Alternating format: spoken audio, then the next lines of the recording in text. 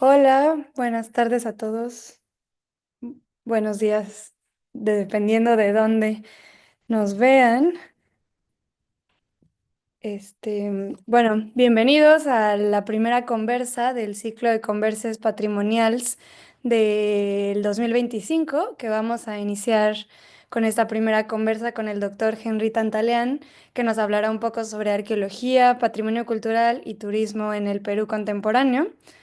Solo a modo de introducción, nos gustaría presentar un poco quiénes somos. El GAP es el Grupo de Arqueología Pública y Patrimonio y es un grupo formado por investigadoras e investigadores de la Universidad de Barcelona.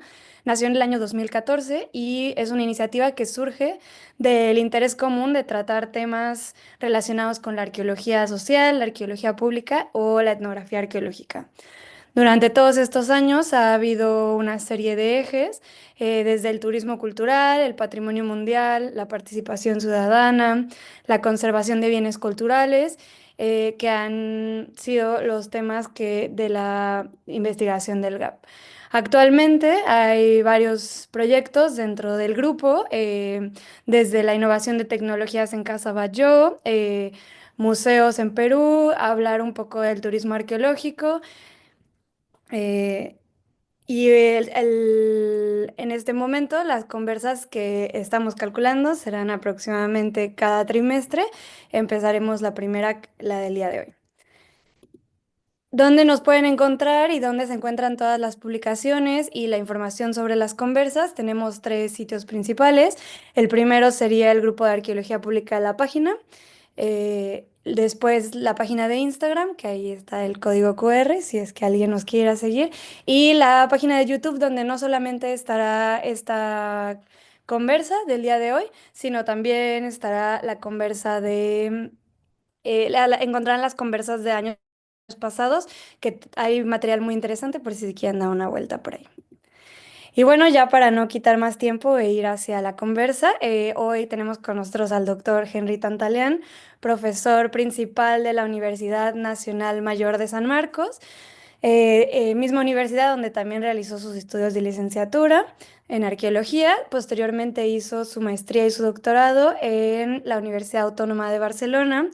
Ha sido profesor invitado en muchas universidades peruanas y también en universidades del extranjero. Y bueno, sin más por decir, te doy la palabra, Henry. Solo recordar que si alguien tiene alguna pregunta, La la ponga por ponga el por chat el chat y y pues pues te te dejamos dejamos el el espacio. espacio. Muy bien. ¿Se me escucha? ¿Se escucha por Yo creo por que la todo. transmisión?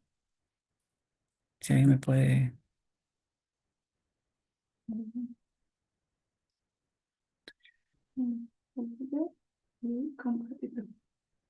Aló.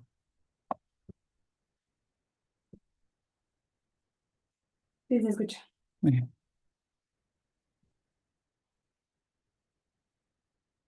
Se escucha y ahora se ve, ¿no?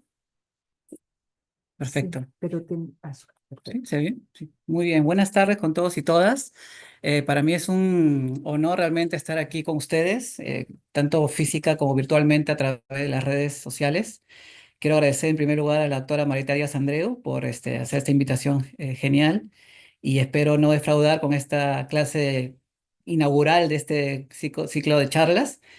Y tenemos esta propuesta, ¿no?, de conferencia que he preparado para ustedes, básicamente tratando de que sea algo bastante amplio, que tome ciertos temas que creo que son relevantes y efectivos en el mundo contemporáneo, pero tratando también de verlo desde un punto de vista crítico, ¿no? Es decir, como el propio grupo GAP trata un poco de realizar, hacer un tipo de estudio de la arqueología, del patrimonio, de la arqueología pública en general, y verlo una perspectiva también sociológica y también desde la historia de la ciencia, que creo que es importante. Y creo que me esmeró un poquito en eso y creo que puede ser importante básicamente tomar estos tres ejes, ¿no? Arqueología, patrimonio y turismo, en un país como el Perú que por una serie de razones históricas, pero también, digamos, económicas y políticas, o incluso ya geopolíticas, son relevantes, ¿no? Y sobre todo en un mundo como el contemporáneo, ¿no?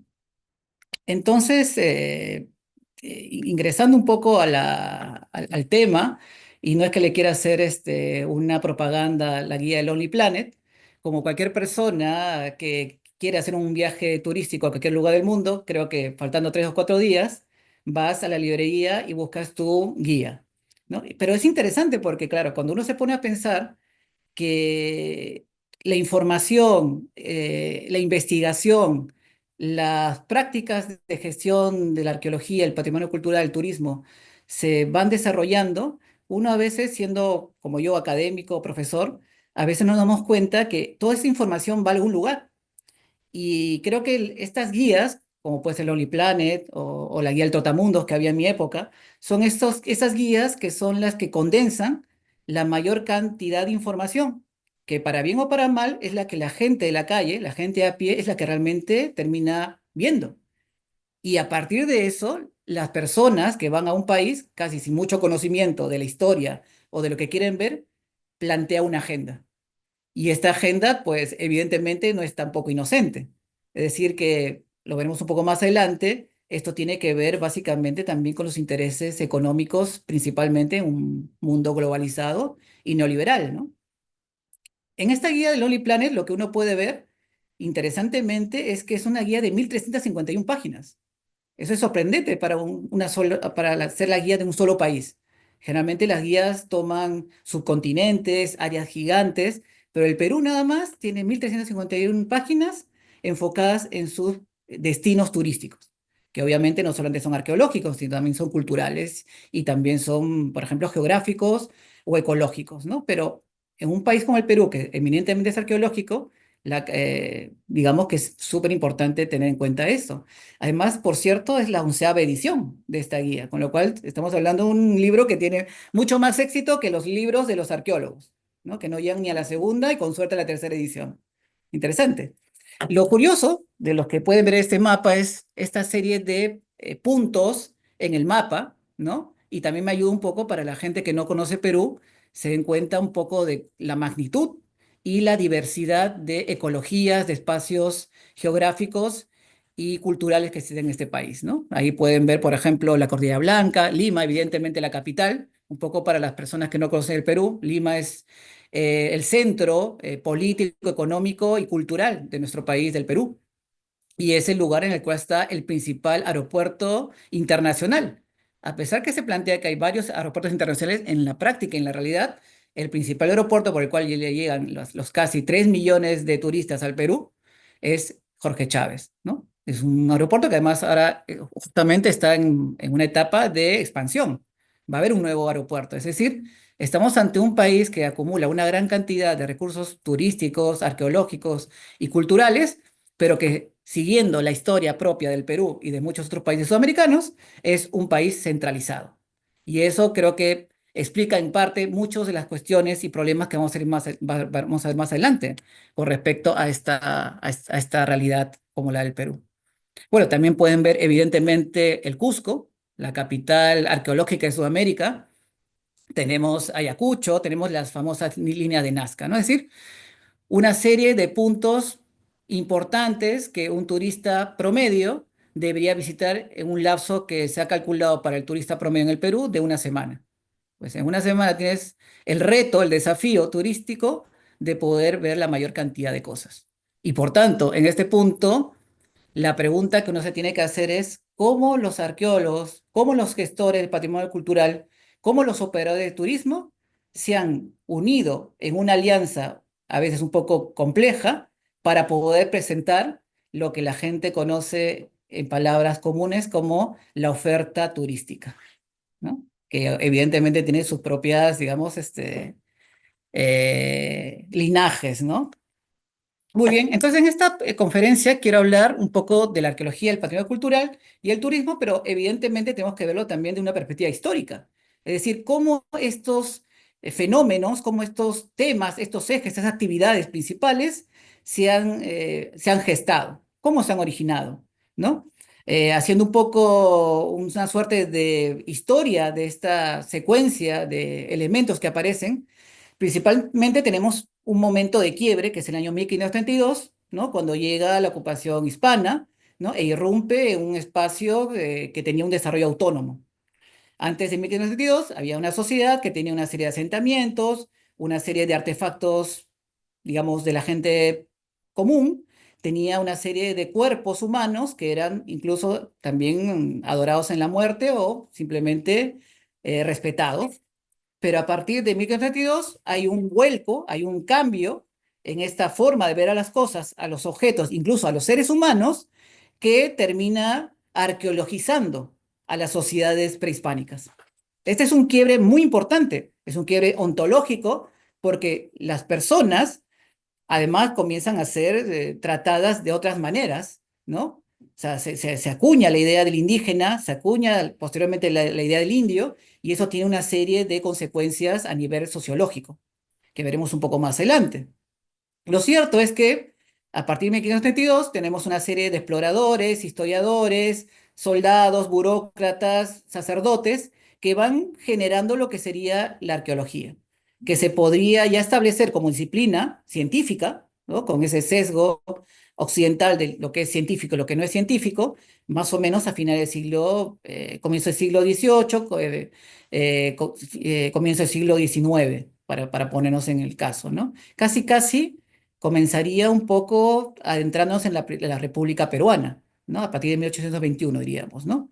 Cuando además se fundan o se tratan de fundar los primeros museos nacionales, que es otro tema que vamos a ver en esta charla. Y la idea del patrimonio cultural también aparece justamente en 1821, 1822.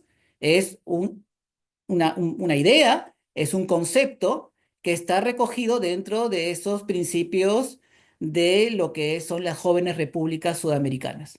Es un concepto evidentemente occidental y que tiene principalmente como objetivo resguardar las antigüedades de los indígenas, evidentemente por más de 300, 400 años de expolio, ¿no? Entonces, es el momento en el cual las élites políticas, gobernantes del país, se hacen cargo de lo que es el patrimonio cultural y se comienza a construir esta idea de lo que es el patrimonio cultural, que es un tema que podríamos debatir y discutir más adelante. Y para el siglo XIX ya tendríamos lo que es el turismo, que también es una fecha más o menos interesante, porque, como diría el historiador Fernando Armas Asín, el turismo en el Perú no es algo dislocado, desarticulado de todo el fenómeno global del turismo, ¿no? Así como en Francia, ¿no? Los parisinos escapaban a las orillas de los mares, ¿no? Algunos grupos de élites en el Perú, en Lima, también escapaban a las playas cercanas. Y digamos que esto también tiene que ver y está relacionado con la revolución industrial, además. Es decir, el transporte, ¿no? El telégrafo. Todos estos medios de movilización humana permiten que exista un turismo y esto también se hace a mediados del siglo XIX, 1840, 1830, ¿no? Entonces, ¿cuáles son las dimensiones originales de estos fenómenos, turismo, patrimonio y arqueología? Y en este caso hablo de la dimensión original, es decir, cómo estas fueron generadas. Porque evidentemente a lo largo de estos 2 o 3 siglos, muchos de estos círculos que en esta imagen se ven separados, ¿no? Alejados, comienzan a intersectarse. Es decir, la arqueología como disciplina científica se origina como algo relacionado más con la academia, algo más relacionado con la universidad principalmente, ¿no? Y universidades de otros países, evidentemente, ¿no? Porque el Perú, la práctica profesional es mucho más tardía en el siglo XX. Como ya dije, el patrimonio cultural comienza a aparecer con la República Peruana y tenemos evidentemente una visión política. Es decir, que tenemos una serie de elementos que son básicamente relacionados con la legislación. Y finalmente tenemos la dimensión económica, que es la turística, ¿no? Y que se hace mucho más importante y mucho más transversal y global a lo largo del siglo XX y en lo que vamos del siglo XXI. ¿Ok? Entonces yo creo que esas 3 esferas, ¿no? Esos 3 elementos creo que son importantes de tomar en cuenta, ¿no? Porque lo que veremos hacia casi el final de esta charla es que estos 3 elementos comienzan a formar relaciones interesantes, relaciones que explicarán muchas de las contradicciones de lo que es la arqueología, el turismo y el mismo patrimonio cultural.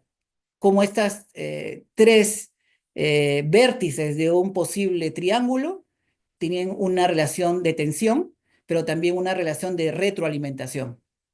¿Ok? Que es un poco el punto de esta conferencia. Muy bien, ¿qué tenemos con la arqueología? Como yo les había avanzado un poco, y si uno quiere hacer una periodificación de esta forma de ver el pasado andino en este caso, como les digo, pues hay toda una genealogía, ¿no? De personas, de intelectuales, de burócratas, de funcionarios que se ocupan de lo que es el registro y la descripción de las antigüedades de los indígenas principalmente. Y eso creo que hace una diferenciación muy importante y que vale la pena explicar aquí.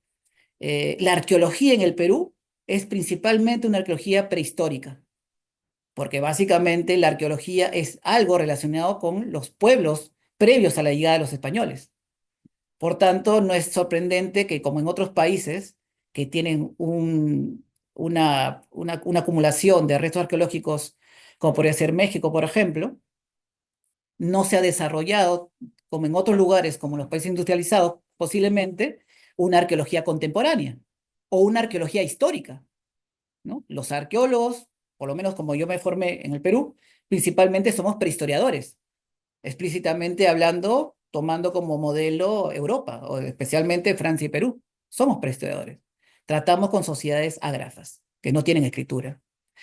Evidentemente hay toda una serie de sucesos, de fenómenos relacionados con la colonia, con las reformas de Carlos III, el ingreso de la Ilustración como fenómeno cultural mundial y finalmente este siglo XIX, ¿no?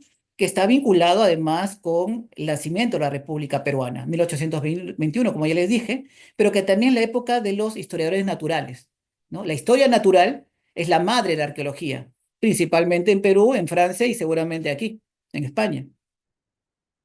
Y a lo largo de esta república, los intereses, principalmente el Estado peruano, que se hace cargo de los bienes arqueológicos, es impulsar lo que ahora conocemos como políticas culturales, que es un concepto ya mucho más contemporáneo, pero que son los inicios también de ese patrimonio cultural como lo conocemos ahora. Pero definitivamente, si uno quisiera definir a la arqueología peruana, tal cual además la conoce la gente en la calle, es que es una arqueología del descubrimiento. Es la arqueología de los grandes descubrimientos, además. No hablamos de un descubrimiento local, sino de descubrimientos como lo de Hiram Bingham en Machu Picchu, ¿no? 1911, ¿no? Ya bien, empezando con buen pie el siglo XX, ¿no? Esta es la foto que todo el mundo podría reconocer. Posiblemente si hacemos una encuesta global, seguramente debe ser la imagen por la cual reconoce todo el mundo al Perú, o al menos sabe de su existencia. Pero esta es la foto original. Esta fue la foto que gracias a National Geographic dio la vuelta al mundo.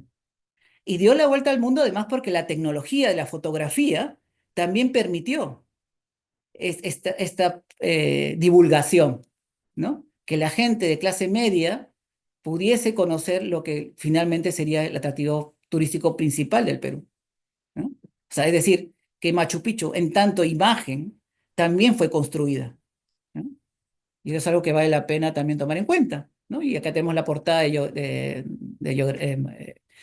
National Geographic, ¿no? Y la foto, ¿no? De nuestro descubridor, ¿no? Hiram Bingham, ¿no?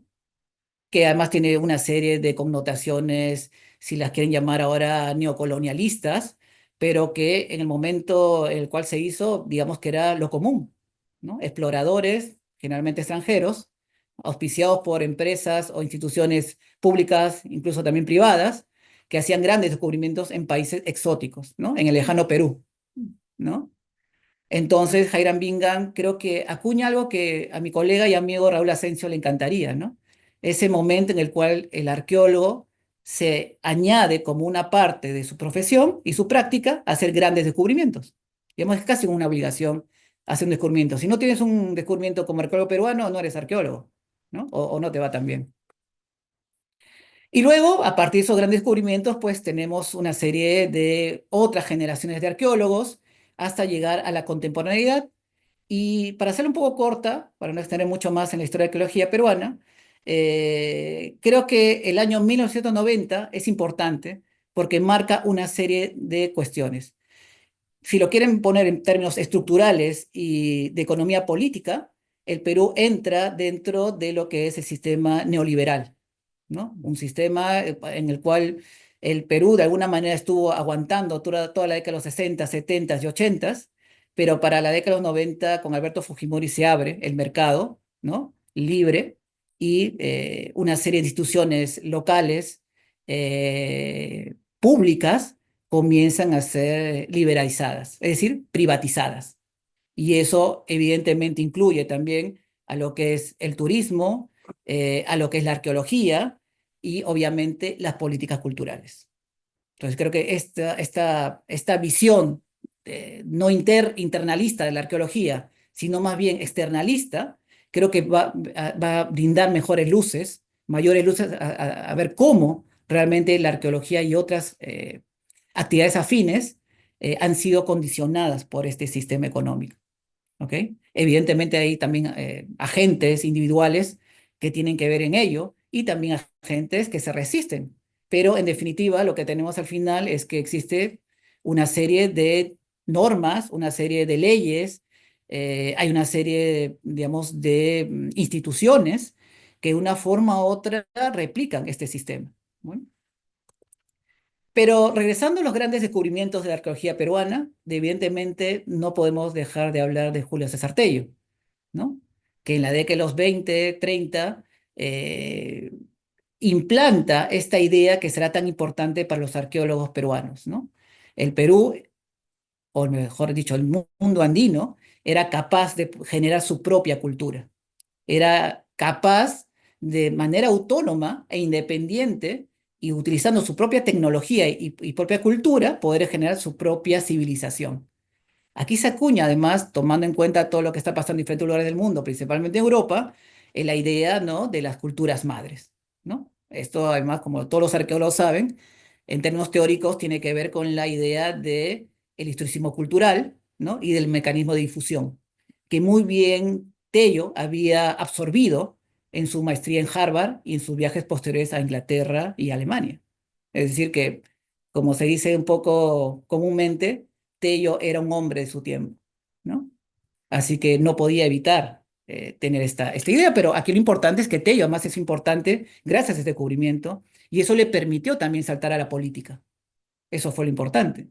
Y además tratando de poder incorporar leyes que defiendan el patrimonio cultural, ¿no? Entonces se convirtió también en un gestor del patrimonio cultural, que es un maridaje bastante interesante en el Perú. Los arqueólogos que tienen cierto éxito o que quieren tener éxito, terminan o devienen, por la práctica misma y también por su propia agencia ante las instituciones, en gestores culturales, ¿no? Entonces es algo que Raúl Asensio también ha estudiado muy bien. Y otro gran descubrimiento de las decenas que se han dado en el siglo XX es sin duda el descubrimiento del señor Escipán, ¿no? Walter Alba en el año 87, acompañado de Susana Meneses y Luis Chero, hace el gran descubrimiento comparado con la tumba de Tutankamón, ¿no? Es decir, por primera vez se encuentra una tumba de un soberano moche, ¿no?, porque era una suerte de curaca, un jefe local, que además estaba acompañado de una gran cantidad de riqueza, en metales además, que es otro elemento mucho más interesante, ¿no? Es decir, para los arqueólogos hay una ecuación entre oro, metal y riqueza, lo cual no necesariamente es cierto, ¿no? Pero bueno, el año 87 también es interesante por eso, ¿no? Y ya viene la década de los 90. Es decir, al inicio de la década de 90, la arqueología está preparada y tiene una serie de elementos fundacionales que de una forma u otra caracterizan el ser arqueólogo o arqueóloga en el Perú. Y noten aquí también la reconstrucción, ¿no? La idea de los gobernantes mochicas, que luego la vamos a ver un poco más adelante, cuando se utiliza para el turismo, ¿no? Bueno, Patrimonio cultural, el siguiente eje que quería conversar en esta charla. Este es el famoso Decreto Supremo del año 89, quizás no se lea bien, pero básicamente lo que dice es que eh, tiene una necesidad básicamente de establecer las primeras leyes, ¿no? Esta es la primera ley, ¿no? Durante el protectorado, ¿no? de don José de San Martín, el libertador peruano, ¿no? En el cual el Perú, y mejor dicho, el Estado peruano, ¿no? Se hace cargo de las antigüedades de los antiguos pobladores del Perú, ¿no? Porque como ya dije, había toda una serie de saqueos y también porque tiene un interés en hacer algo que se hacía en otras nacientes Estado-nación, construir la identidad nacional, que es otro concepto clave, la identidad nacional. La identidad nacional es un tema transversal que se acuña en 1821 y se sigue respirando hasta nuestros tiempos. Es decir, la búsqueda de la identidad nacional en el Perú es una búsqueda utópica que ha atravesado una serie de políticas de diferentes espectros políticos, pero que sigue siendo ese elemento común de identidad, de unión dentro de lo que sería esa nación peruana, ¿no? Este es un debate filosófico, este es un debate político, es un debate hasta económico, pero siempre está ahí. Y digamos que este decreto del año 1822 abre, ¿no? Esta discusión, este debate hacia toda la época republicana y hasta el día de hoy. Es importante porque es la primera ley en la cual se prohíbe, ¿no? Que se hagan saqueos, que se comercialicen, por ejemplo, los objetos extraídos de las conocidas huacas, ¿no? De los sitios arqueológicos.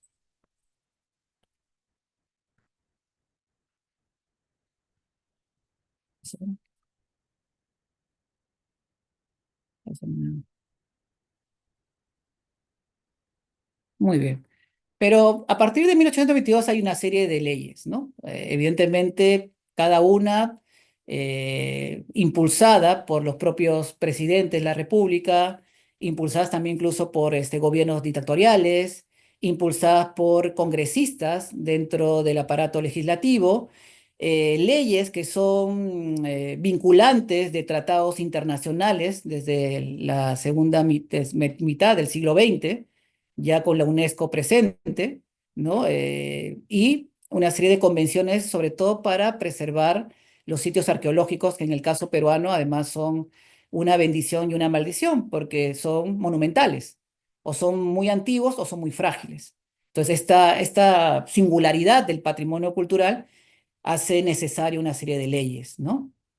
Y finalmente todo esto deviene en la fundación y la creación del Ministerio de Cultura, una institución de carácter ministerial, ¿no? Con un presupuesto propio que fue básicamente realizado como parte de un programa político impulsado por Alan García, ¿no? Y que ha tenido una serie de idas y venidas a lo largo de sus poco menos de 15 años de existencia. Es decir, como muchos ministerios del Perú, este ministerio pues tiene una serie de problemas, que muchos de ellos incluso son problemas estructurales, ¿no? Eh, digamos que todas estas leyes que se pueden ver acá en este gráfico desde 1821 hasta 1950, tienen una serie, digamos, de características, pero todas ellas evidentemente tienen esta buena voluntad, ¿no? Podríamos decir, de defender el patrimonio arqueológico, ¿no? No solamente de agentes extranjeros, como lo que hubiese pasado a comienzos del siglo XIX, sino también de los propios agentes internos, ¿no? Principalmente el huaqueo, el saqueo ilícito de piezas. Y otro elemento importante que se puede incorporar dentro de lo que se conocerían como las políticas culturales es este deseo del Museo Nacional, ¿no? Como Benedict Anderson también ya había planteado en su momento, el museo es una de las principales y primeras instituciones que se desarrollan en los estados-nación, porque básicamente es el lugar en el cual es el hogar, ¿no? De la identidad nacional. Por tanto, era un interés por parte de las élites políticas y culturales, intelectuales de un país republicano, instaurar este espacio.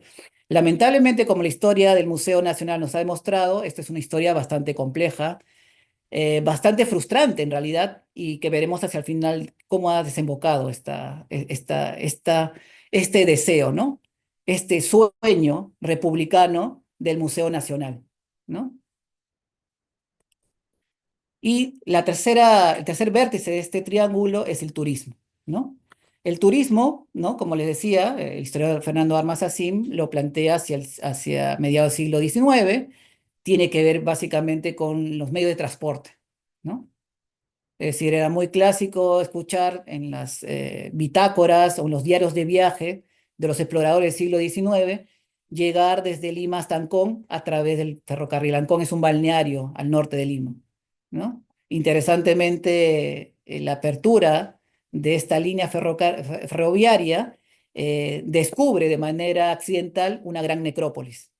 Y esta gran necrópolis es parte de lo que luego sería una suerte como de turismo arqueológico, en el cual personas de clase media o aristócratas se dedican a ir a los balnearios como Ancón, pero también a hacer saqueo. Bueno, en ese momento, no sé, es una línea bastante delgada entre lo que es arqueología y lo que no es arqueología, ¿no? Eso es un tema que se tenía que ver de manera histórica, ¿no? ¿Qué diferenciaba a un arqueólogo de un coleccionista, ¿no? Creo que ese es un tema interesante y que hay que verlo en perspectiva histórica. Y tenemos una serie de elementos, pero lo que quiero destacar aquí es que aparecen estos diarios de viajero, ¿no? Estos libros en los cuales un personaje, hombre o mujer, generalmente hombre, pero también hemos descubierto cada vez con mayor cautela que hay mujeres que también lo hacen, que comienzan a viajar al Perú, ¿no? No sé si llamarlo un turismo como el que conocemos ahora, pero era el lugar de exploración, era el lugar en el cual una persona se trasladaba a un lugar, conocía ciertos lugares y comienza también a establecer cuáles son los lugares que una persona que quiere conocer un país debería visitar, ¿no? Y entre ellas podríamos tomar como ejemplo, de entre los muchos que podría haber, a Flora Tristán, por ejemplo, ¿no? Bueno, seguro que todo el mundo mira, pero claro, Flora Tristán era una intelectual, era una literata, era feminista, era muchas cosas en realidad, ¿no? También era una mujer que estaba sumida en la pobreza y quería también recuperar su herencia paterna. Pero lo importante de Peregrinaciones de una paria, que fue un bestseller en su momento en Francia, en 1838, es que describe una serie de lugares. Describe además las costumbres de las personas de Lima. Es decir, es una persona que no solamente hace o tiene un encargo de hacer, por ejemplo, colecciones para un museo o hacer colecciones para una feria internacional, no es una diplomática, por ejemplo, es básicamente una persona que va a un país, aun habiendo sido hija de padre peruano, es un sitio al cual ella va a explorar, es un país al que va a descubrir. Y eso es lo interesante de estos libros, porque nos dan una información de primera mano de cómo es un país y qué hay en ese país. Es decir, la gente en el siglo XIX, ¿cómo viajaba? La gente del siglo XIX viajaba mentalmente, viajaba a través de los libros, y viajaba a través de las acuarelas, a través de los dibujos. Ese era su viaje, ¿no? Lo que ahora la gente hace viendo YouTube, la gente lo hacía, ¿no? Leyendo un libro, que quizás debamos volver a eso, ¿no? Esta pintura de Johann Maurice Trujillo, ¿no? Un pintor alemán, describe muy bien lo que podría ser el inicio del turismo en Lima, específicamente. Grupos de personas, generalmente acomodadas, pero también mezcladas con la gente que le da servicios, en un lugar de playa. Este es el famoso balneario de Chorrillos, una playa que actualmente sigue siendo también importante para la costa peruana y para la gente de Lima, era el lugar en el cual uno podría decir comienza a aparecer esta idea del turismo. Personas que iban durante 3 o 4 días a acampar a la playa y en la cual encontraban diversión. Es el turismo de ocio.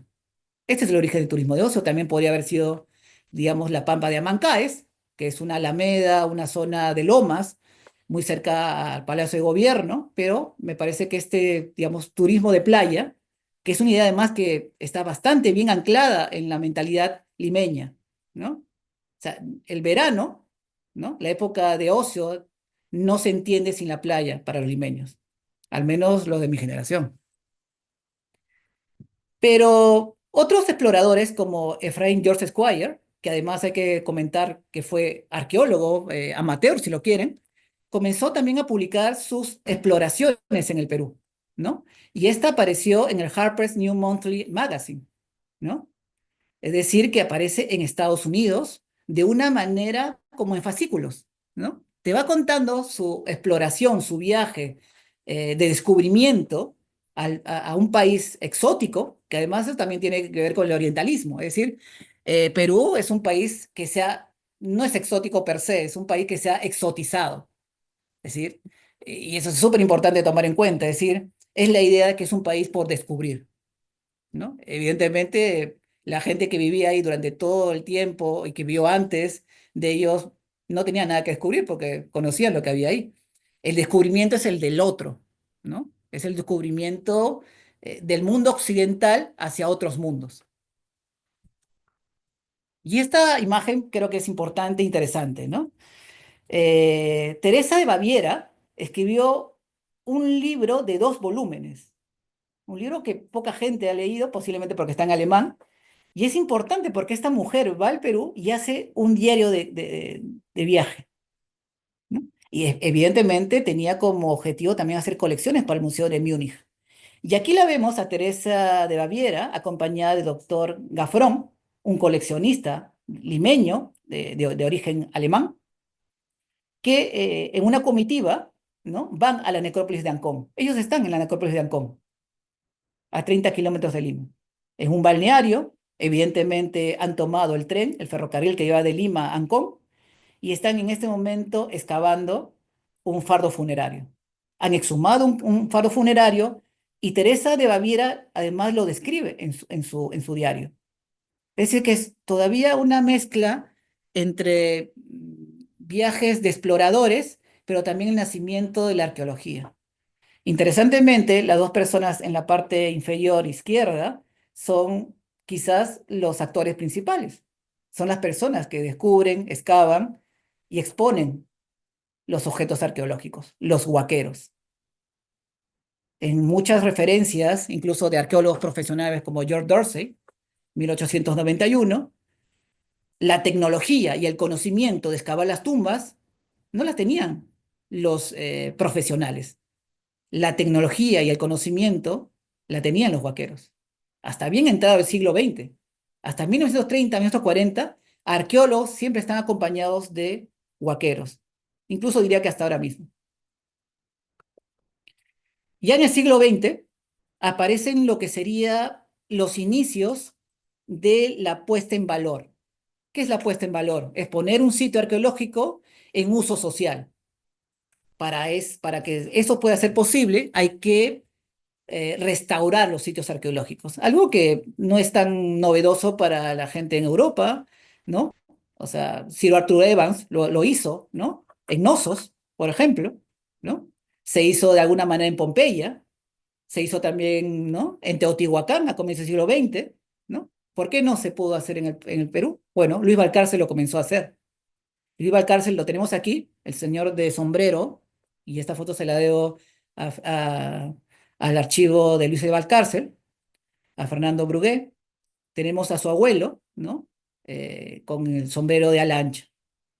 Luis Valcárcel, un antropólogo, ¿no?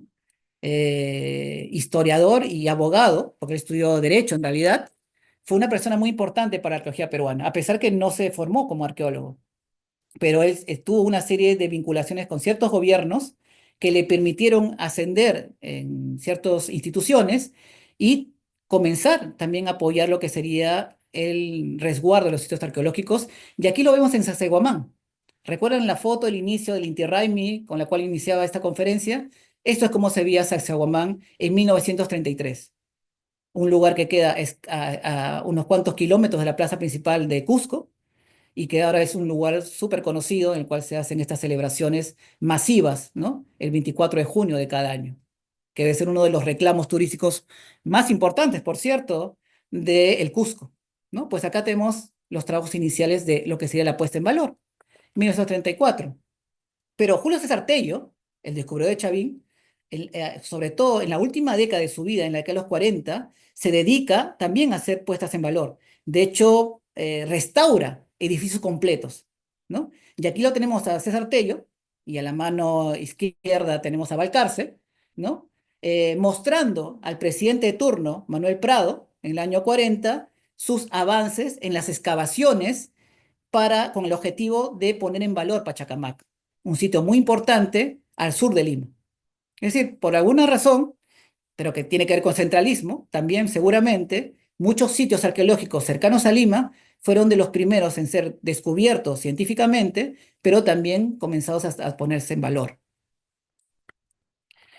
Mucho más adelante, en la década de los 70, tenemos el nacimiento de instituciones ya enfocadas en lo que es el turismo, ¿no? Durante el gobierno militar de Francisco Morales Bermúdez, se funda lo que es FOPTUR, ¿no? El Fondo de Promoción del Turismo, y que comienza a lanzar una serie de propagandas. Ya estamos, bueno, en Barcelona la época del afiche es mucho más temprana, en 1920, 30, ¿no? Con la guerra republicana y tal. Pero digamos que el afiche se hace mucho más importante, al menos desde mi poco conocimiento de la gráfica, utilizada por el Estado peruano en la década de los 60, 70. Y en la década de los 70 hay un gran impulso para que el turismo se haga una actividad económica importante en el Perú, ¿no? Que también es un anhelo que se continúa hasta el día de hoy. Hay esta necesidad que el Perú sea visitado por la mayor cantidad de turistas posible, sobre todo extranjeros, cuando la realidad es que la economía turística está basada casi en el 90-80% en el turismo nacional. Pero por una razón, ¿no? Que podemos discutir, tiene que ver con esta obsesión en que el turista deba ser extranjero, sobre todo occidental. Bueno, entonces, ¿esto cómo se va combinando en el Perú contemporáneo? ¿No? Un elemento importante es finalmente la institución del Ministerio de Cultura, ¿no? El Ministerio de Cultura tuvo una serie de antecedentes, ¿no?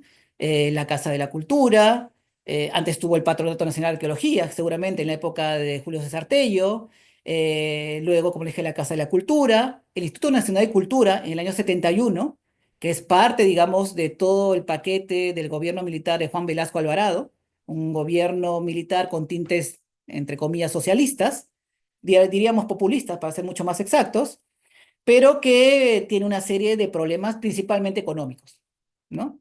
Y esto es algo que nos persigue hasta el día de hoy, ¿no? Todo problema con el patrimonio cultural, especialmente arqueológico, porque cuando uno habla de patrimonio cultural en el Perú, casi necesariamente y por obligación termina hablando de arqueología, y de arqueología prehistórica nuevamente. Es decir, que cuando uno habla de misterio y culturas, generalmente la gente tiene esta relación bastante evidente y clara, ¿no? Son sitios, artefactos arqueológicos. Y a través de una serie de debates, de propuestas, finalmente se funda el Ministerio de Cultura en el año 2010. Y aquí tenemos al expresidente Alan García, además bastante simbólicamente instalado el día de la promulgación de la ley de creación del Ministerio de Cultura en un sitio arqueológico, ¿no? Él promulga la ley del Ministerio de Cultura en el sitio de Pachacamac, ¿no? Y eso es súper interesante porque además los presidentes peruanos siempre tienen, y presidentas ahora, tienen esta necesidad de vincularse con el pasado, ¿no? Es una genealogía, ¿no? Foucaultiana entre el pasado y el presente, ¿no? Es decir, se afianza, y esto es casi como de manual, ¿no? De los estados-nación, ¿no? O sea, Hobsbawm estaría contento de analizar este caso de estudio, porque es muy clásico, ¿no? Es muy clásico. El pasado en el presente. Y esto solamente no es para aturdirlos, es el organigrama, si lo pueden ver, de todas las agencias, todas las oficinas que componen Ministerio de Cultura, para que se den idea de la gran cantidad de cosas que se metieron en el Ministerio de Cultura, porque en realidad eso fue lo que pasó. El concepto de cultura, como en muchos lugares del mundo, es amplio, porque en realidad todo es cultura, si te pones a pensar. El Ministerio de Cultura del Perú tiene cine, teatro, tiene ballet, tiene patrimonio cultural inmueble, ¿no? Inmaterial, y tiene patrimonio arqueológico material. Es decir, que no solamente el Ministerio de Cultura está enfocado en el patrimonio arqueológico, pero lamentablemente, como el patrimonio arqueológico es lo más evidente y lo más palpable, lo más monumental, termina definiéndose por ello, cuando en realidad esto es un tema que abarca muchas cosas. En realidad, creo que la creación del Ministerio de Cultura tuvo una serie de problemas en su génesis, en el momento de establecer cuál era el objetivo de este ministerio. Entonces, es decir, lo que arrastramos hasta el momento de hoy, hasta la actualidad, no es un problema del Ministerio de Cultura per se, sino de cómo esto fue concebido, ¿no? Y esta estructura, que ya está organizada de esta manera, que es una ley, es un poco complicado de reformar, ¿no? O sea, tiene un problema de origen. Es lo que tiene el Ministerio de Cultura. Y además tiene muy poco presupuesto para todas las funciones y obligaciones que debe tener. Entre ellas, ¿no? Gestionar, conservar miles de sitios arqueológicos, algunos desconocidos, que no se saben exactamente la cantidad de sitios arqueológicos del Perú. Pero bueno, eso evidentemente trae una serie de problemas, ¿no? Evidentemente, como ya le dije al comienzo, eh, los gobiernos peruanos han estado fluctuando entre la centro derecha, bueno, se originaron casi en la derecha, ¿no? En la época de Fujimori, pasamos a una centro derecha y luego un poquito como flirteando con la izquierda, sin llegar a ser de izquierda, ¿no? Pero digamos que a lo largo de estos 15 años, el Ministerio de Cultura, lo que ha pasado es que los convenios internacionales, los planes de desarrollo económicos, los tratados de libre comercio, la crisis económica global, ¿no? Las sugerencias del Banco Mundial, lo que hacen es generar una tendencia de que el patrimonio cultural y específicamente el patrimonio arqueológico es algo que también debería ser neoliberalizado. O sea, eso no es extraño, porque si en la década de los 90 podían privatizar, ¿no? Las líneas de teléfono, podrían privatizar la electricidad, hasta ahora quieren privatizar el agua, ¿por qué no podrían privatizar los sitios arqueológicos? De hecho, hay personas, si me da el tiempo, y grupos que plantean esto, ¿no? Porque existen algunos modelos exitosos de esto, ¿no? De la alianza público-privada. En el año 2015, una de estas arremetidas neoliberales, que incluso iban en contra, según algunos intelectuales, del propio patrimonio arqueológico, fue dar leyes de privatización del patrimonio arqueológico. Básicamente, utilizar los sitios arqueológicos de una manera, digamos, económica, ¿no? Su función es principalmente económica y eso es importante, es decir, que en los últimos 20, 30 años, y que además afortunadamente es unas décadas que yo he vivido, he visto que a lo largo de estas décadas la tendencia es a que cada vez el Estado tenga menos obligaciones y deberes con respecto al patrimonio arqueológico y esto sea delegado ¿a quién?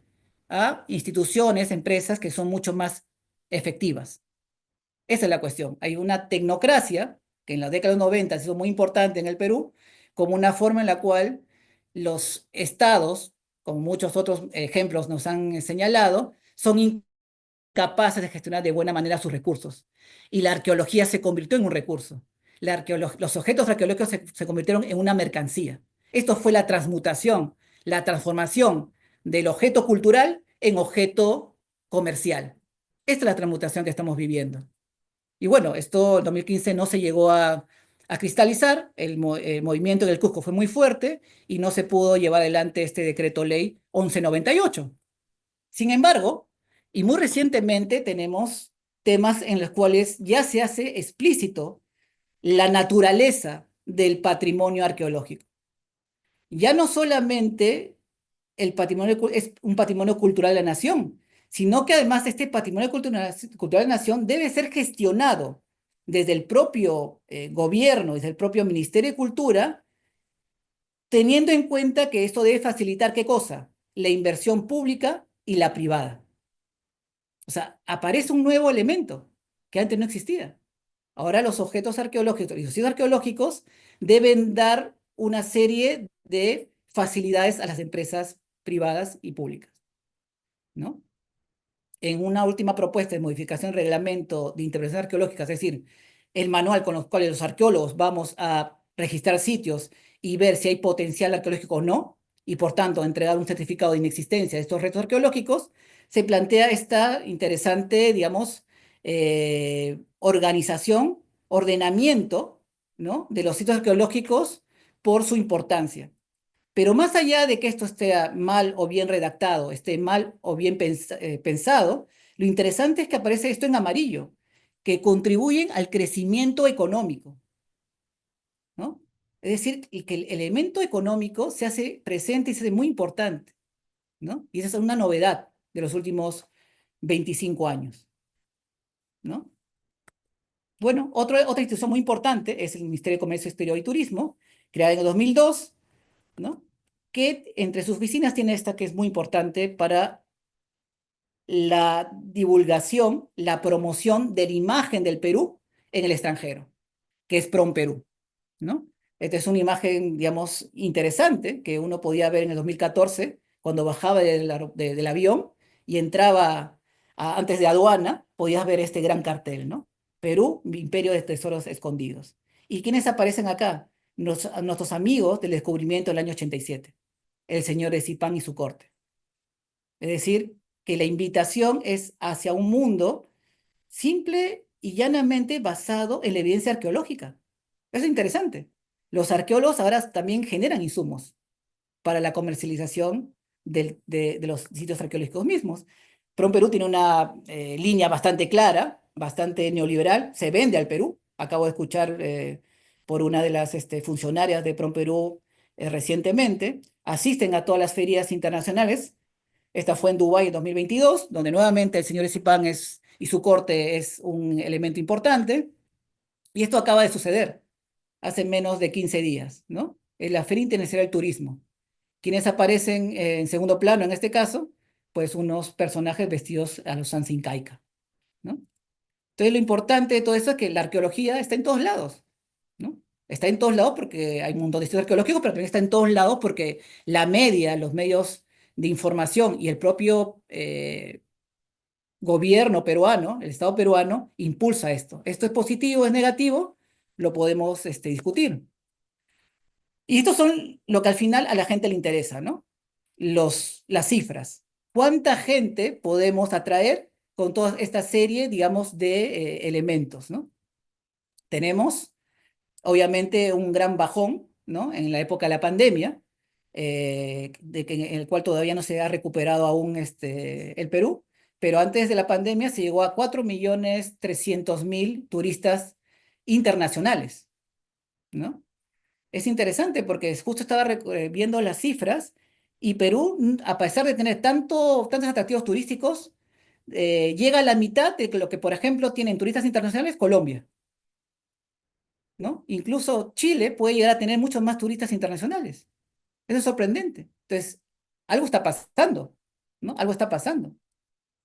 Bueno, entonces finalmente tenemos este triángulo que les quería presentar, ¿no? Y creo que con esto voy acabando porque ya me he excedido el tiempo. Digamos que este triángulo tiene como base a la arqueología, ¿no? Es una disciplina que, como ya dije, se fundó de manera científica en el siglo XIX, que tiene como actores principales a los arqueólogos e investigadores, ¿no? Originalmente fue una práctica académica en el cual su objetivo, ¿cuál era el principal? Era generar conocimiento, ¿no? ¿Y cuál era su, digamos, elemento básico? ¿Cuál era su elemento, digamos, natural? Eran esos sitios y objetos por descubrir, pero obviamente para ponerlos, digamos, dentro de la historia. Ese era su objetivo principal, colocar la prehistoria dentro de la historia peruana. Incluso al comienzo de la época republicana es lo que se está haciendo, incorporar a los indígenas dentro de la nueva república. Obviamente, después del trabajo de los arqueólogos, esto se convierte en sitios y objetos arqueológicos finalmente. Se le da un estatus ontológico diferente, ¿no? Ya están descubiertos y ahora forman parte de las colecciones y de los museos. Gracias a que existen estos elementos, sitios y objetos arqueológicos, se puede hablar de patrimonio cultural y específicamente en el Perú, de patrimonio arqueológico. ¿Y quién hace esto? ¿Quién vela por ello? Como hemos visto, es el Estado. Gracias a que el Estado genera una serie de infraestructuras, finalmente se puede hablar de turismo, ¿no? En el turismo tenemos otros agentes, ya no solamente es el Estado, como vimos quizás en la década de los 70 del siglo pasado, cuando el gobierno se ocupaba principalmente de fomentar el turismo. Ahora el turismo ya no solamente lo fomenta el gobierno, ahora el Estado, ¿quién lo fomenta? Las empresas privadas, que generarán pues una presión para que haya más turismo. Esto finalmente hará una cosa bien interesante y que cierra el triángulo. Es que si no hay más sitios arqueológicos por descubrir, no hay turismo. Y como se tienen que descubrir, ¿qué tienen que hacer los arqueólogos para poder seguir en la rueda de esta dinámica? Bueno, tienen que generar una serie de noticias, tienen que generar una serie de grandes descubrimientos, aparecer en las portadas. Finalmente, ¿no? Y ya para ir acabando esta conferencia, la arqueología al final lo que hace es también incorporarse dentro del sistema económico, ¿no? No es nada extraño que ahora comiencen a aparecer maestrías o diplomados en los cuales ya la arqueología no es, digamos, la disciplina que descubre solamente sitios u objetos arqueológicos, sino ahora gestiona el patrimonio cultural. Y eso es algo bien interesante, porque cierra también este triángulo. Si los arqueólogos durante el siglo XX se han preparado para ser gestores de patrimonio cultural, evidentemente todavía tomando como importante la parte de la preservación del patrimonio arqueológico. Ahora ya no. Ahora algunos gestores o patrimonialistas comienzan a comercializar el patrimonio arqueológico. Y eso también se condice con las nuevas leyes que está generando el Ministerio de Cultura y el propio Ejecutivo. Bueno, no me voy a extender más porque si no... Muchas gracias. Si hay algún comentario o pregunta, quedo a su disposición. Bueno, quizá puedas poner tu cámara que también te vean. Ujú. Vale, sí, estamos con Claudia, ¿no? No sé si alguien en la sala de Zoom tiene una pregunta o alguien aquí en la sala que quiera hacer alguna Bueno, pregunta. las preguntas tienen que ir por el chat. Por el chat, sí, sí, si Así. alguien tiene alguna pregunta, que la pongan ahí por el chat o si alguien aquí en la sala. Bueno, muchas gracias, muy interesante. Bueno, aprendí muchas cosas. Bueno, yo tengo dos preguntas, porque bueno, yo trabajo también con temas de patrimonio natural, con temas que están relacionados con tráfico ilícito bueno, también excavaciones ilegales de los sitios arqueológicos. En Perú, ¿cómo está la situación de los robos, de las excavaciones ilegales? ¿Cómo se controla? Porque lo sé, también es un problema muy grande. Tengo una amiga que está en la Universidad de Maastricht en Holanda. No sé si usted conoce, se llama Lola Yates. Y trabaja controlando el tráfico ilícito de... Vamos a poner, creo, esto y el resto nos lo quitamos porque si no, no se... Ah, bueno, esperen. Ya. Sí, bueno, en ¿Cómo realidad... está la situación del tráfico ilícito, de las sanciones ilegales? Y la otra cosa también, el tema de la sociedad civil y con el tema de patrimonio en Perú. Hay ONGs que tienen derecho para trabajar, si trabajan como lo hacen, qué relación tienen con el gobierno. Entonces, porque yo creo que, bueno, por lo que yo sé, nunca tenía información sobre ONGs que trabajan sobre el patrimonio cultural en Perú. No sé cómo está el tema. Sí, muchas gracias por tu pregunta. Sí, en realidad son dos, ¿no? En realidad Sí. el tema del saqueo ilegal, ¿no? El huaqueo que se llama allá en Perú, es un tema que es permanente, ¿no? Yo, por ejemplo, dirijo un proyecto arqueológico y a pesar de que nosotros estamos presentes en el campo y excavando ahí mismo, cuando vamos a dormir, al día siguiente nuestras excavaciones están siendo huaqueadas, siendo saqueadas. Cámara. Entonces, lo que tenemos ahí es que el saqueo, digamos, el expolio de sitios arqueológicos y especialmente de tumbas, es algo permanente, siempre presente. De hecho, es algo casi hasta en algunas regiones culturalmente aceptado. No sé, hay regiones del Perú, como la costa norte, por ejemplo, que es una práctica común. Es decir, durante la Semana Santa, ¿no? Cuando Dios está muerto, ¿no? Los huaqueros salen a excavar sitios arqueológicos.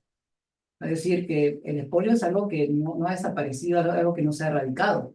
A pesar que hay leyes, hay normas, que la policía de una forma u otra conoce que esto es un delito, porque está penado, pero en realidad es una práctica muy extendida. Es algo, como te digo, casi cultural, ¿no? Que es decir, cualquier persona puede... ¿Tiene el Estado, tiene alguna medida? ¿Cómo lo combaten? ¿Hay alguna policía que trabaja sobre este tema? Claro, en principio existe, digamos, hay normas, ¿no? Está penado, ¿no? Es un delito, lo que está penado, ¿no? Creo que como mínimo, máximo creo que 5 años de cárcel se podía penar esto, dependiendo también, digamos, de la gravedad. Entiendo que el Ministerio de Cultura, ¿no? Trabaja coordinadamente con la Policía Nacional. Entiendo que además existe una policía turística, ¿no? Entiendo que hay una sensibilización por parte del Ministerio de Cultura hacia estos policías y de hecho los policías están muy bien enterados de que el huaqueo, el saqueo es algo ilegal, ¿no? Por ejemplo, en la zona nuevamente donde yo trabajo, que se va de Chicamo, en la costa norte, los policías saben y muchas veces persiguen a los saqueadores. Pero también es una cuestión, digamos, de capacidad. Es decir, en un país como el Perú y en la costa norte, donde la delincuencia común, o ya la delincuencia casi ya casi organizada, ¿no? De bandas organizadas, es tan importante, la parte del saqueo, ¿no? De sitios arqueológicos es menos relevante, ¿no? Otro gran problema que tiene el gobierno es que muchas veces cuando se hacen estas denuncias de saqueo, el Poder Judicial no actúa de manera diligente, ¿no? Y son juicios que a veces no terminan en nada, ¿no? La persona no tiene ningún castigo, entonces como que se vuelve algo normalizado que puedas sacar. Eso por un lado.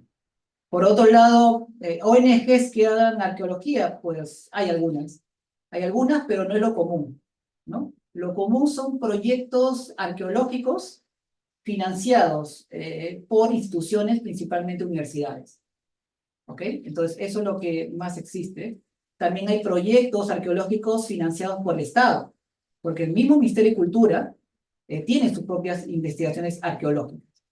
Por ejemplo, no me dio tiempo de hablar acá, pero el proyecto, la zona arqueológica de Caral, es un proyecto de investigación arqueológica que tiene más de 25 años. Comenzó en los 90 a cargo de la doctora Ruchadi, y se ha encargado de excavar decenas de sitios arqueológicos durante todo este tiempo. Y tiene un presupuesto hasta el año pasado, este año le han dado un presupuesto de 19 millones de soles, que vienen a ser algo así como 35 millones de euros.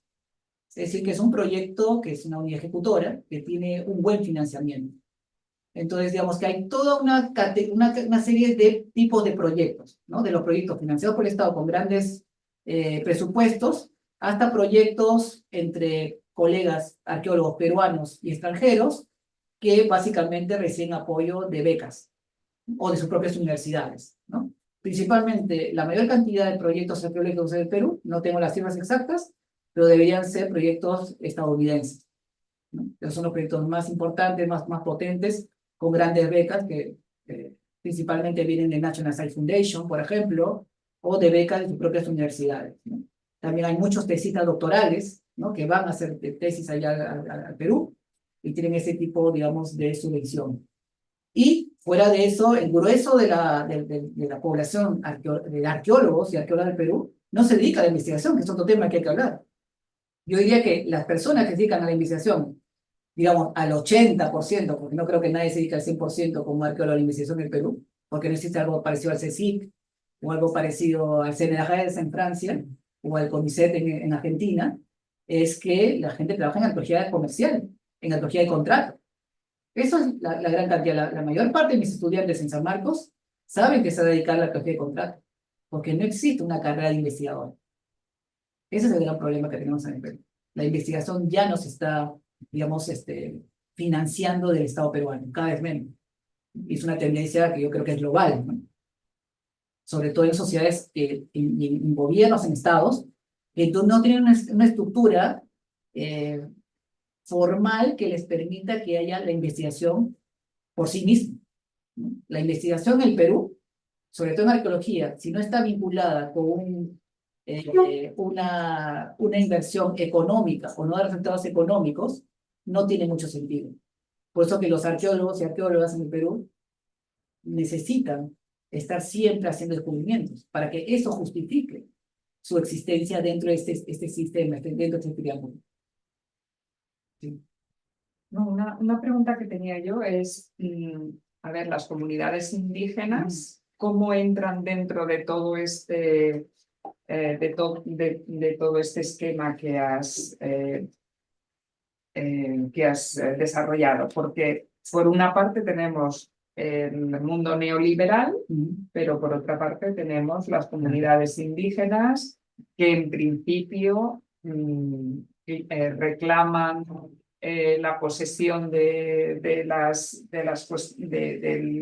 patrimonio arqueológico o el control y la gestión del patrimonio arqueológico como por cuestión cultural. Claro. Sí, En principio, por lo menos. Sí, hay una tensión, definitivamente. Cada vez que hay una propuesta de ley, cada vez que hay una, digamos, amenaza de privatización, como por ejemplo el caso del año 2015, muchas comunidades se levantan, ¿no? Hay una suerte como de discurso de inclusión social, de interculturalidad, ¿no? Justamente liderada por el propio Ministerio de Cultura.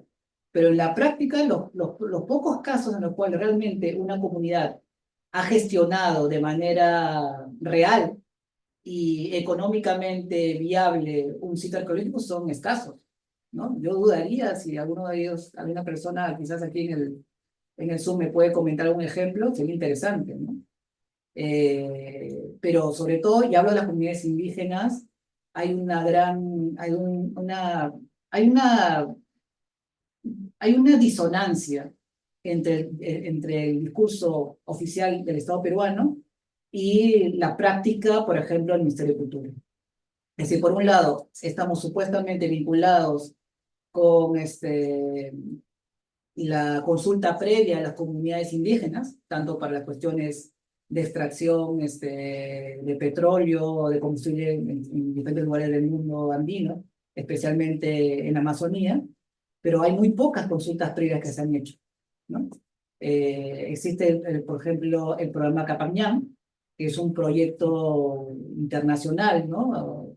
Pero sobre todo enfocado en el Perú, con un gran presupuesto, pero las consultas previas a las comunidades son algo anecdótico en realidad. Son algunos funcionarios del propio Capañán que tratan de dialogar con las comunidades para poder ver la mejor manera de cogestionar los sitios arqueológicos. Pero finalmente las políticas culturales, es algo que no me dio tiempo de comenzar acá, son de arriba hacia abajo. Son políticas aplicadas y en las cuales es todo menos negociado, por decirlo menos.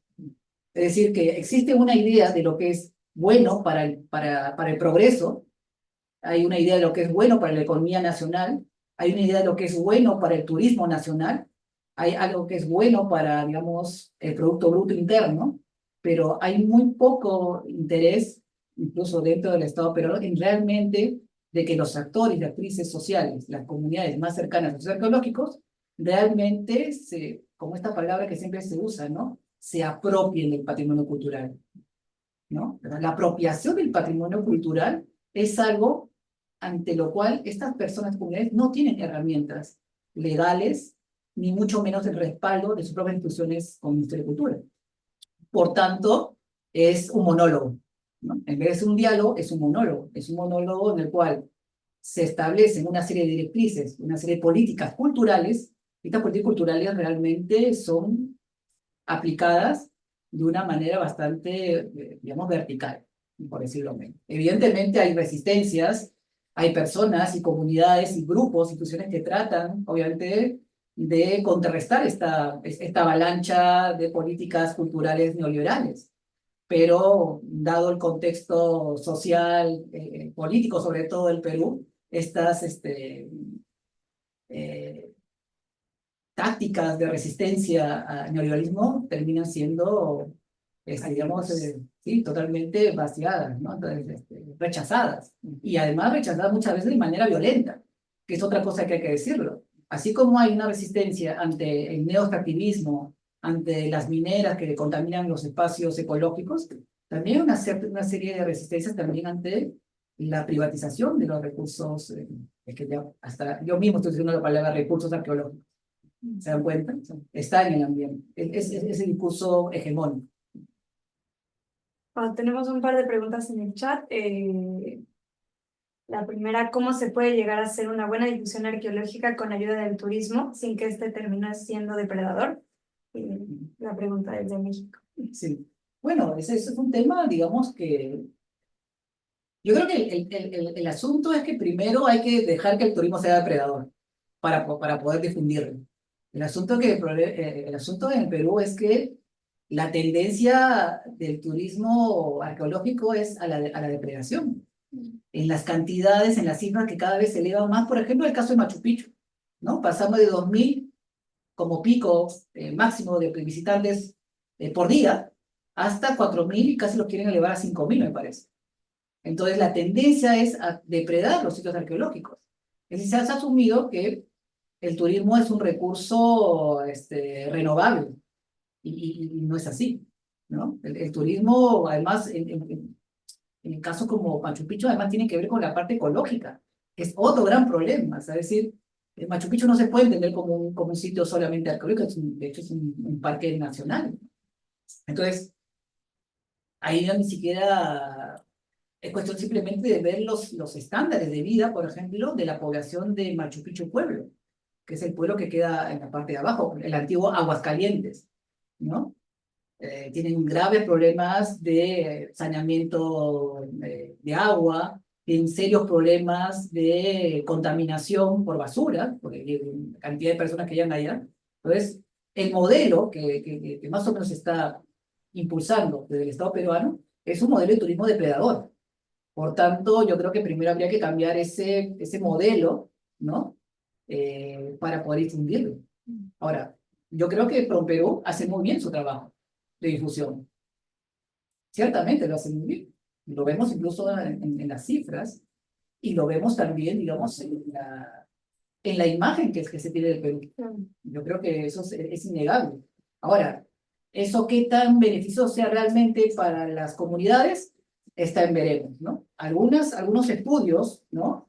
Revelan que muchas de las comunidades cercanas a sitios arqueológicos siguen en el mismo nivel de pobreza que antes de la llegada de esos sitios como puestas en valor o como sitios que se están vendiendo, ¿no? Tal cual, en las grandes ferias internacionales. De hecho, algunos proyectos como el de Cuela, ¿no? Que es un sitio arqueológico que está en la Amazonía, en la ceja selva peruana, en el norte del Perú, es un circuito en el cual las comunidades que previamente estaban vinculadas al sitio arqueológico, ahora están fuera de ese circuito. Antes tenías que pasar por una serie de poblaciones, comunidades, que podían hacer un tipo de, digamos, turismo receptivo, si quieres, ¿no? Pero ahora, como ya hay otra serie, digamos, de carreteras o teleféricos, ya las personas ya no pasan por ahí. Entonces, digamos, no quiero ser pesimista, pero en realidad lo que tú te das cuenta es que, y eso lo dicen los pocos críticos que hay acerca del turismo de este tipo, es que lo que realmente se enriquecen son las grandes empresas privadas o los lobbies relacionados con las empresas privadas. Y por eso yo pienso tener ONGs que defienden la información local y bueno, sensibilizan Sí. sobre esos problemas, sobre es algo muy necesario, porque yo creo que eso también da presión al gobierno para mejorar la calidad también de la gente local y eso. Yo cuando refiero a ONGs, porque yo hace mucho tiempo trabajo con ONGs de apoyar la sociedad civil en la presión del patrimonio, yo creo es algo necesario en Perú trabajar, fomentar la sociedad civil para que trabaja a protestar todo lo que está contra la gente local. O sea, en realidad hay cosas que se llaman como frentes. Hay frentes, colectivos, asociaciones, ¿no? Que muchas veces tienen una idea propia de lo que es el turismo y si esto es beneficioso o no, ¿no? Así como hay gente que supuestamente podría hacer resistencia a este turismo depredador, ¿no? Como hemos dicho previamente, hay otros colectivos que realmente también se vinculan con ese turismo depredador. Es decir, que en realidad no es una cuestión de buenos y malos, ¿no? Es una cuestión que hay un montón de agentes, hay un montón de actores y actividades sociales que en un mundo neoliberal, pues básicamente lo que están buscando son sus propios intereses. Tampoco vamos a ponernos en el plan de que las comunidades indígenas no quieren desarrollo económico, porque el ejemplo del aeropuerto de Chinchero en el Cusco es una clara demostración de que las comunidades indígenas están a favor de la construcción y la depredación, no solamente de los restos arqueológicos, que es lo de menos, sino de su propio medio ambiente. O sea, va a ser un aeropuerto internacional. O sea, el proyecto se ha paralizado, se ha vuelto a morizar, no sé en qué proceso está, pero en realidad ese es un gran factor, porque imagínense que ya la gente no llegue solamente a Lima, sino que ahora tú podrás llegar desde Madrid o de Barcelona directamente a Chinchero, que es la puerta de entrada al Cusco.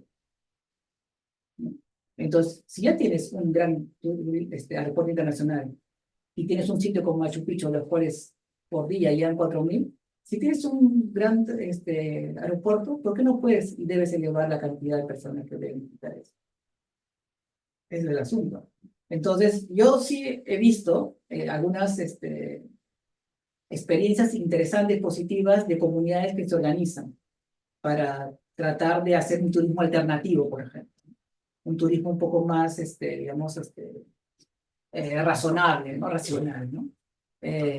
Pero son, digamos, pequeños grupos en realidad, ¿no? Yo no conozco una plataforma a nivel nacional de defensa del patrimonio cultural arqueológico en ese término. Tenemos un par de preguntas más. Es interesante este fenómeno de investigación por grandes universidades o fundaciones desde el siglo XX, como el caso de la National Science Foundation. Esto es homólogo en México y puede hacer pensar sobre la finalidad de este conocimiento generado. ¿Usted cree que se trata de extractivismo epistemológico aún? ¿En Perú las comunidades se ven beneficiadas por estos proyectos? Sí, en realidad es todo un debate, ¿no? O sea, porque claro, uno puede hacer un símil, una analogía entre neoextractivismo económico y neoextractivismo cultural, ¿no? O sea, ya en su momento, Eduardo Galeano nos hablaba de eso, no es algo nada nuevo, sino que tiene un nombre diferente, ¿no? Más chic. Pero en realidad lo que tenemos es básicamente una dinámica que, como lo presento un poco en la presentación, para la redundancia, se origina prácticamente a finales del siglo XIX, ¿no? Con personajes como George Dorsey, Max Ulle, ¿no? Arqueólogos que vienen específicamente a hacer colecciones arqueológicas para llevárselas a sus museos o a ferias internacionales. Bueno, y antes de eso estuvo Jacques Wiener para lo que fue Francia. O sea, digamos que ese extractivismo cultural o arqueológico es algo que es prácticamente parte de la historia republicana del Perú. Es decir, que sigue manteniendo eso con otras formas. Ahora, lo interesante de tener este panorama de muchos proyectos financiados por agencias internacionales con grandes fondos económicos es que de una forma u otra, aún con todo, y creo que es algo que hay que seguir defendiendo, es que se trata de hacer ciencia, ¿no? Digamos que no sería la mejor opción. La mejor opción sería tener un fondo peruano de investigación pura, ¿no?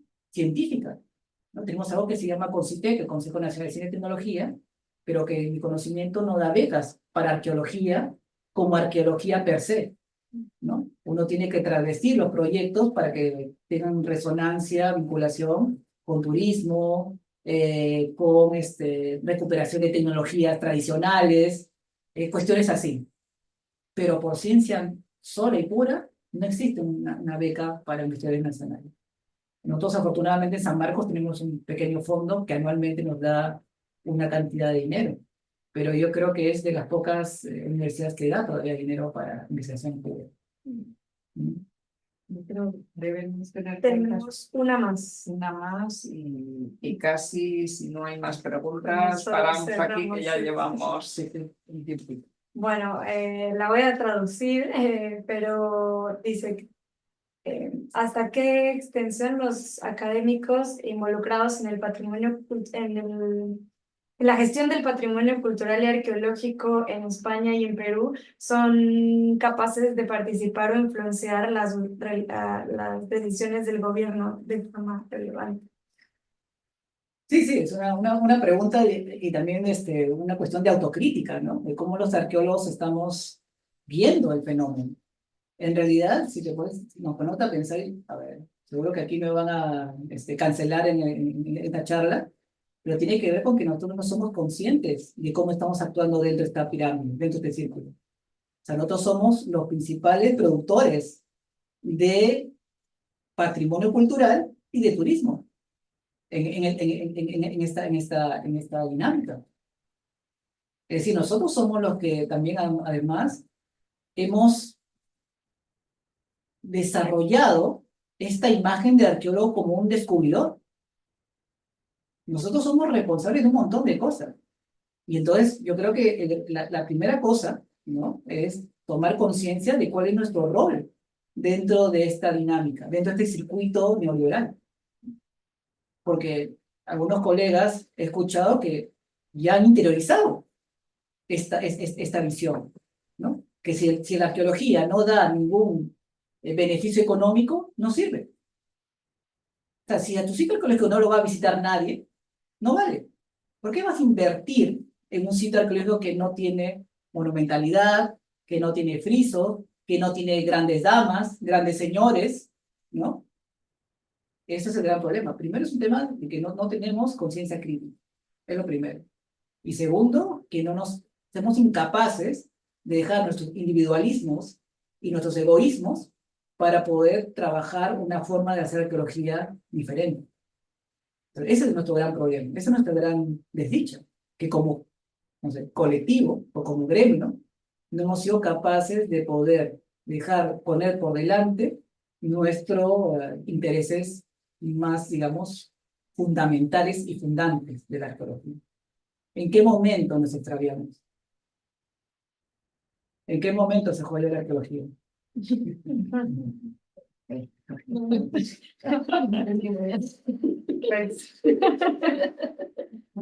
Creo que con esta reflexión terminamos. Sí, no, que muchas gracias, Henry, por esta tan interesante charla y gracias a todos los que han venido. Mira, incluso alguien que quiere entrar, pero creo que hemos estado como unos 30 en algún momento. Yo estaba dando mi charla, así que es una responsabilidad. Sí, y bueno, pues que ha sido una excelente elección, digamos, el haberte pedido esto para comenzar de nuevo con este ciclo de charlas y conversas del GAP. Y nada, muchas gracias y nada, muchas gracias a todos.